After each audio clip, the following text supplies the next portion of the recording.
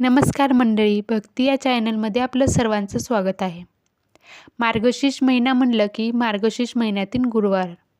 त्यामध्ये आपण महालक्ष्मी देवीची कहाणी, देवीने आपल्यावरती प्रसन्न व्हावं म्हणून खूप काही करतो.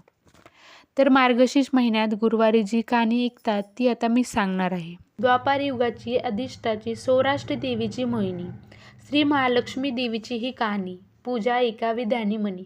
भाविक हो, फार वर्षापूर्वी एक आटपाट नगरात शूर, दयाळू, प्रजादक्ष, प्रजेची खूप काळजी करणारा, देव वा ब्राह्मणांना, साधू संतांना सर्वांना सुख समाधानात व आनंदित ठेवणारा असा भद्रश्वा नावाचा राजा राज्य करत होता.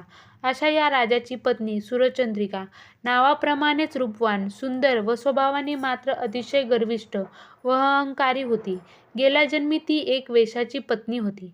नवऱ्याशी तिचे सतत भांडण होत असे. एकदा भांडणांना त्रसावून रागाच्या भरात ती घराबाहेर पडली. रानातून अनवाणी चालत राहिली. तेथे रानात काही सुवासिनी तिने लक्ष्मी व्रत करत असताना पाहिले. तिलाही असे वाटू लागले की आपणही काही अशी पूजा करावी. त्यांच्याबरोबर पूजा करत ती सामील झाली. त्या व्रताच्या फळाच्या किंवा पुण्याईने तिचे सर्व दुःख नष्ट झाली. दारिद्र्य संपले. देवीच्या केलेल्या भक्तीने तिला चांगले फळ मिळाले. कालांतराने तिचा मृत्यू झाला. केलेल्या व्रताच्या पुण्याईमुळे पुढचा जन्मही तिला स्त्रीचा मिळाला. पुढे भाग्य उजळले. तिला भद्रश्वा नावाचा राजा पती म्हणून प्राप्त झाला व ती आता राजाची राणी म्हणून सुखी, संपन्न, आनंदी, ऐश्वर्यात जीवन जगू लागली. पण हे सर्व मिळाल्यामुळे मात्र तिचा गर्विष्ठपणा ताटा वाढला. कोणाशी ती सरळ बोलत नसे, वागत नसे, उद्धटपणे वागू लागली. गरिबाला विसरून कोणालाही ती आदर सन्मान ठेवत तोऱ्याने वागवू लागली. आपले नोकर चाकर, दास दासी त्यांच्यावर खेकसू लागली. एकदा महालक्ष्मी देवीच्या मनात विचार आला, मागील जन्मी आपले व्रत केलेल्या आज ही या राणीपदाला पोचले. तिला भेटून ती ओळखते का ते तरी पाहावं. मागील जन्माची आठवण करून द्यावी. मागील जन्मी केलेल्या व्रताचे भद्रश्वा राजाच्या रूपाने पती म्हणून मिळालेल्या फळाची जाणीव करून द्यावी. या जन्मात राणीला 7 मुले व 1 मुलीच्या रूपाने घरात जगू लागली. गोपाळ नांदू लागले. असे वाटत होते की खूप आनंदी होती, पण स्वभाव मात्र रागीट, गर्विष्ठ, त्यात काही फरक पडत नव्हता. राजा राणीने कौतुकाने मुलीचे नाव शांबाला असे ठेवले. महालक्ष्मी देवीने राणीला भेटण्याकरिता मुद्दाम एक म्हातारीचे सोंग घेतले. विस्कटलेले केस, फाटके वस्त्र, हातात काठी घेऊन राजवाड्याच्या प्रवेशद्वाराजवळ आली व हाक मारू लागली, घरात कोणी आहे?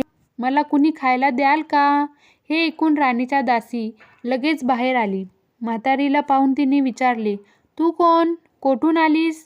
तुझे नाव काय? कोणाला भेटायचे? काय काम आहे? म्हातारीने हळू आवाजातच सांगितले, माझे नाव कमला. मी द्वारकेहून आली मुद्दाम राणीला भेटायला. कुठे आहे ग राणी? आता दासी गोंधळली. तिला काहीच कळेना. ती म्हातारीला म्हणाली, राणी साहेब महालात मैत्रिणींसोबत गप्पा मारत आहेत, हसत आहेत. आता मध्येच मी जर त्यांना तुम्हाला भेटायला कोणी तरी म्हातारी आली असे सांगितलं तर त्या माझ्यावर चिडतील, खेकसाळतील, रागवतील. त्या कशा भेटणार तुला? त्या सर्व मैत्रिणींसोबत तुझी निंदा, चेष्टा, मस्करी करतील, उनदाणं बोलतील. त्यापेक्षा मैत्रिणी जाईपर्यंत इथे आडोशाला थोडा वेळ बैस. मैत्रिणी गेल्या की मी राणींना तुझी भेट घडवून देईन. म्हातारी ही आता खूप चिडली, संतापली व दासीला सांगू लागली, तुझ्या राणीला स्वतःची संपत्तीचा, ऐश्वर्याचा गर्व झालाय. ती आता माणुसकीही विसरली. मागील जन्मी दारिद्र्य होती. नवऱ्याशी सतत तिचे भांडण होई. एकदा रागाने घरातून बाहेर पडली व चालत रानात दूरवर गेली. तिथे काही सुवासिनी महालक्ष्मी व्रत करत होत्या. तिने ते पाहिलं व स्वतःही हे व्रत केलं. मी तिला हे व्रत सांगितलं. त्याचा देवीच्या कृपेने आजही या ऐश्वर्यात, सुखात लोळत आहे. देवीची आठवण मात्र पूर्ण विसरली आहे. तिला आता पैशाची, श्रीमंतीची धुंदी चढली. आता गरिबांना ती कशाला विचारेल? मी भिकारीन, मला कशाला ओळख देईल? ती देवीचे व्रत विसरली आहे. तिने घेतला वसा टाकला आहे. ती उतली मातली आहे. पण याचे फळ तिला याच जन्मात भोगावे लागेल, तेव्हाच तिचे डोळे उघडतील. असे म्हणत ती उठली व परत जाण्यास निघाली. मी परत जाते असे म्हणत दासीलाही त्या व्रताबद्दल जाणून घेण्याची तीव्र इच्छा झाली. हात जोडून म्हणाली, आजी मला हे व्रत सांगाल का? मी हे व्रत नित्यनेमाने करीन. उठणार नाही, मातणार नाही, घेतला वसा टाकणार नाही, दिलेला शब्द मोडणार नाही. कृपा करून मला हे व्रत सांगा. तिला म्हातारीने व्रताचा पूर्ण वसा सांगितला व निरोप घेणार ती तिथून निघणार तेवढ्यात गर्विष्ठ राणी माडीवरून खाली आली. तरातरा तणतणत दाराजवळ आली. म्हातारीला पाहताच चिडली. रागाने म्हातारीला वेडेवाकडे बोलू लागली. ए थरडे, निघ इथून. इथं तुला कोणी बोलावले? कशाला आलीस? तुला दुसरी कोणती घरं दिसली नाही का? जा म्हणते ना, जातेस का नाही? असे म्हणून राणीने म्हातारीला रागाने ढकलूनच दिली. राणीच्या या वागण्याने बोलण्याने म्हातारीला राग आला. तिने आपले डोळे संतापाने गरागरा फिरवले. कपाळावर आट्या घालून रागाने आता तुझे सुखाचे दिवस संपले, असा यापुढे दुर्दैवी पाहशील असा शाप दिला. ती आता घर सोडणार. एवढ्यात हा सर्व चाललेला प्रकार राणीची मुलगी शांबाला माडीवरून पाहत होती. ती धावतच खाली येऊन कळवळून म्हातारीला म्हणाली, आजी माझी आई चुकली. तिच्या वतीने मी तुमची क्षमा मागते. पण तुम्ही आईला दिलेला शाप मागे घ्या. मी तुमच्या पाया पडते. शांबलेला पाहून म्हातारीला तिची दया आली, कळवळा आला व म्हणाली, महालक्ष्मी व्रताचा वसा म्हातारीने शांबालेला सांगितला व मुलीचा निरोप घेऊन क्षणात निघून गेली. इकडे दासीने मात्र म्हातारीने सांगितल्याप्रमाणे मनापासून महालक्ष्मी व्रत केल्याने तिची स्थिती सुधारली. तिला चांगले दिवस आले व तिने दासी पण सोडले व ती सुखाने संसार करू लागली. आता मार्गशीर्ष महिना आला. म्हातारीने राजकन्येला व्रताचा वसा सांगितल्याप्रमाणे शांबालेनेही व्रत करण्यास सुरुवात केली. सगळे नियम धर्म पाळून तिने 4ही गुरुवार मनोभावे हे व्रत केले व शेवटच्या गुरुवारी यथासांग उद्यापन केले.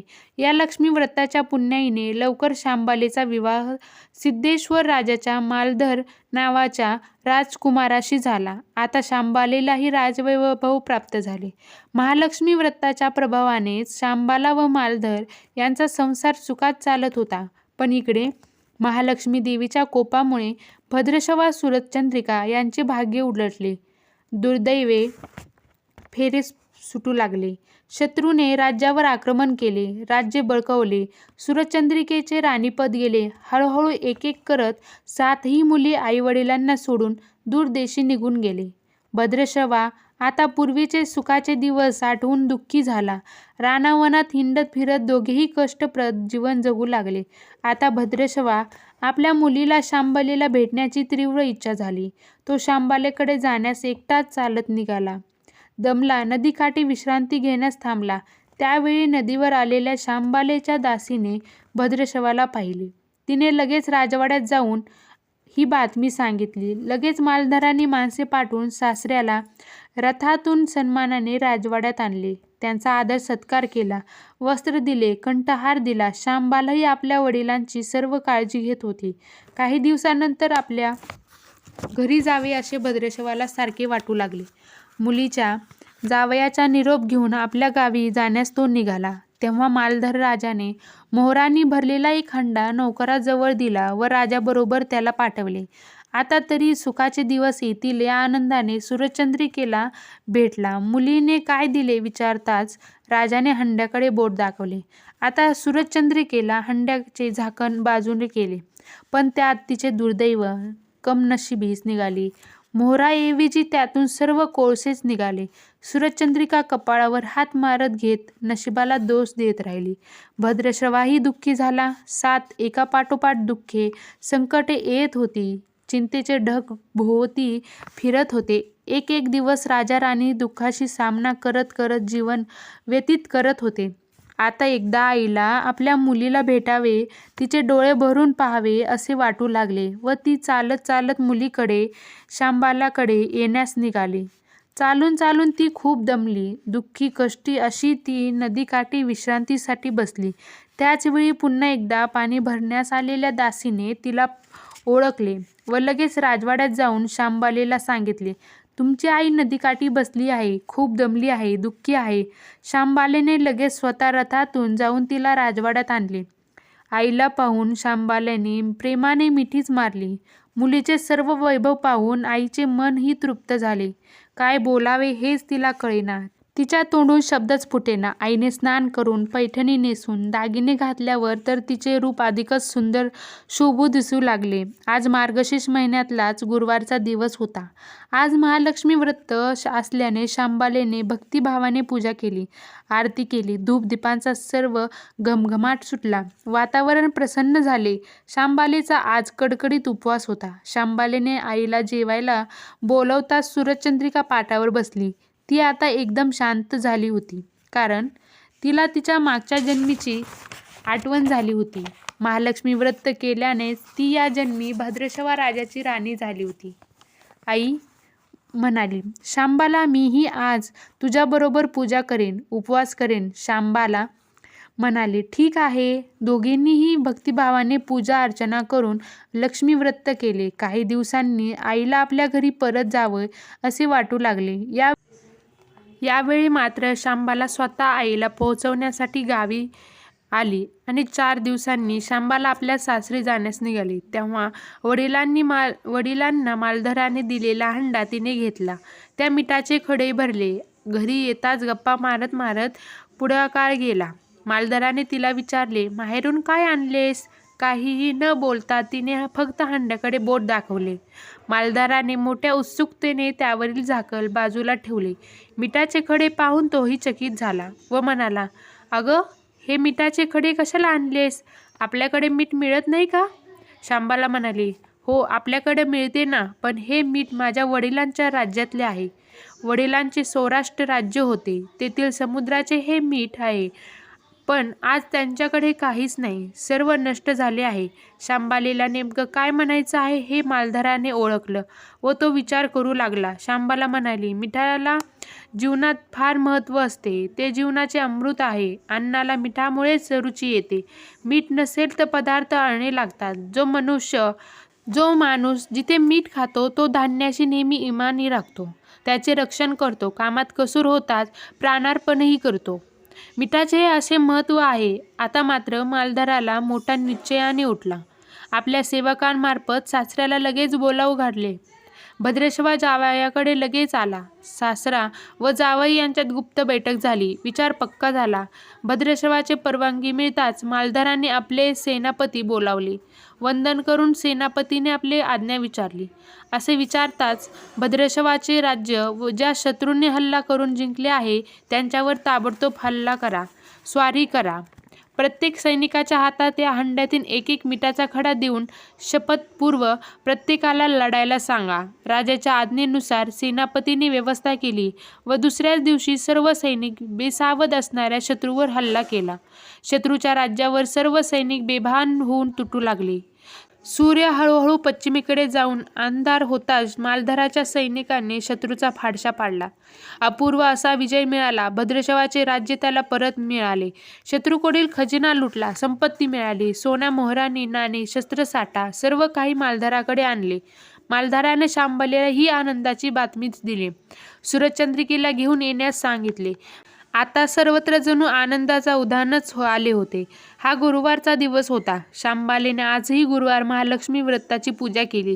धूप दीप उदबत्तीचा सुगंध सर्वत्र परवळत होता. आज शांबाला व सूरजचंद्रिका दोघीही पूजा करून, उपवास करून पंचपक्वान्न नैवेद्य दाखवला. सर्वांचे भोजन झाले. आजचा मार्गशीर्ष महिन्यातला शेवटचा गुरुवार होता. महालक्ष्मी व्रताचा शेवटचा दिवस होता. आज या शुभप्रसंगी मालधराने भद्रशवाचे राज्य त्याला परत मिळवून दिले, त्याच्या स्वाधीन केले. या शुभ गोष्टीने जणू या व्रताची सांगता झाली. राजा राणी सौराष्ट्रात परत येताच सूरजचंद्रिकेनं पुन्हा हे व्रत केले. वसा घेतला. तो अजन्म पाळला. तिची स्थिती पूर्णपणे बदलली. दूर देशात गेलेली 7ही मुले परत अचानक आली. आईवडिलांकडे आली. एकमेकांना पाहून सर्वांनाच खूप आनंद झाला. या महालक्ष्मी व्रताने दुःख नष्ट होऊन राजा राणी आनंदी, सुखी, समाधानी झाली.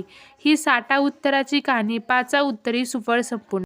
जशी लक्ष्मी देवी व्रतामुळे मनोभावे व्रत केल्यामुळे राजा राणीवर प्रसन्न झाली, तशीच आपल्यावरही देवी सतत कृपा करून आपले जीवन सुखी व संपन्न करावे हीच त्या महालक्ष्मी देवी चरणी विनम्र प्रार्थना. जय माता दी.